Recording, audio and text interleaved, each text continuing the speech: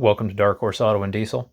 In this video I'm going to show you how to replace the front sway bar end links on a 2010 to 2014 Ford Taurus. Other years around this may be similar, but just be aware that there may be some differences between them. I did this job at the same time that I was doing the lower control arm assembly replacement, so if you've seen that video and noticed that some of the video clips look pretty familiar, that's why.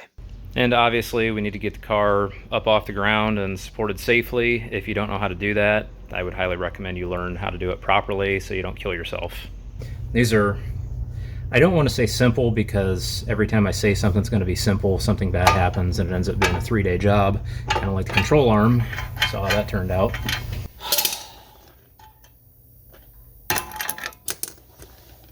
I don't care how simple a job is, it's just one stupid thing away from being an 8-hour fucking ordeal. It feels like they really tap those threads good. That's fucking great. Not even threaded in all the way and the son of a bitch breaks off. Fucking bullshit. This is bullshit. Under ideal circumstances, this is a pretty simple job. We just need to take this nut off here. This is going to be 21 millimeter.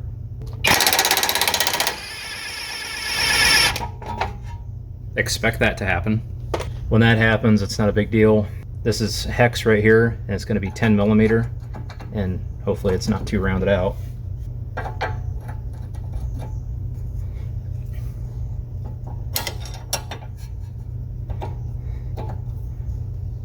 Alright, it's turning pretty easy, so what I'm going to do is just spin this in clockwise and hold this, makes it a lot faster.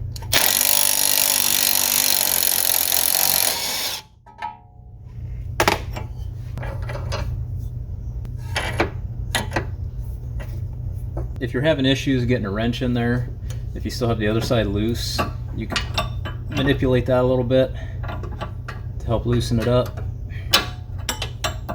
or to help move it around.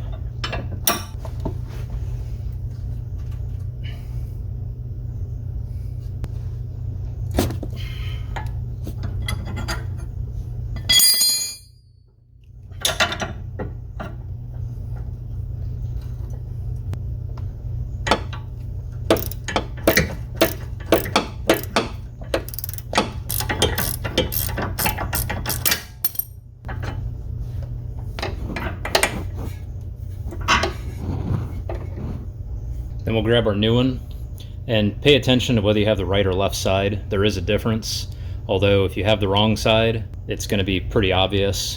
You're probably not going to install the wrong side. I'd like to say that you can't, but there's idiots everywhere. Not saying that you're going to be one, but it's quite apparent. And I'll just show you the wrong one here. And you can see it's not even at the right angle. So it's not impossible to install the wrong one, but it'd be pretty difficult. And depending on your car and how everything's positioned, you may need to tighten your bottom one up first and leave the top one unhooked. That way you can actually get your wrenches out from down here, because they made the studs way too long.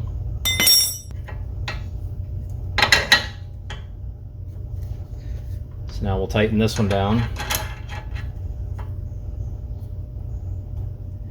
And since that's guaranteed to spin on us, put our impact in reverse here.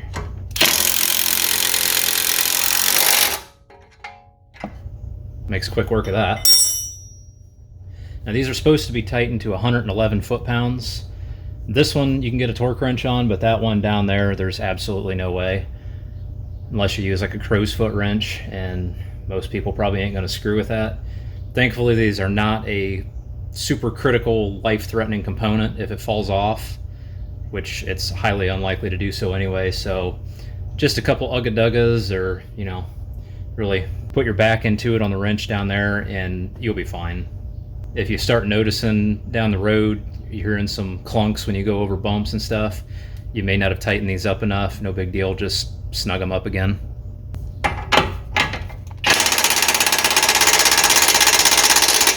I know this impact in its lowest setting is roughly about 110, 120, so that's close enough for me.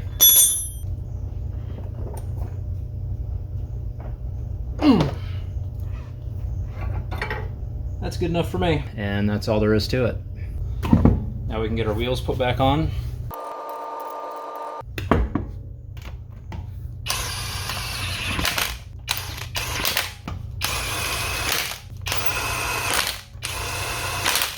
And then torque them all in a star pattern to 95 foot-pounds.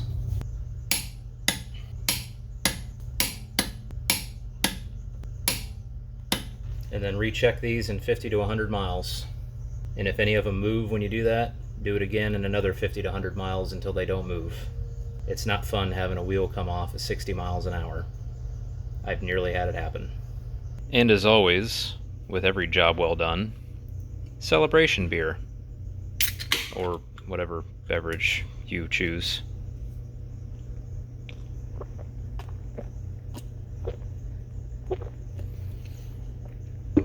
Ugh.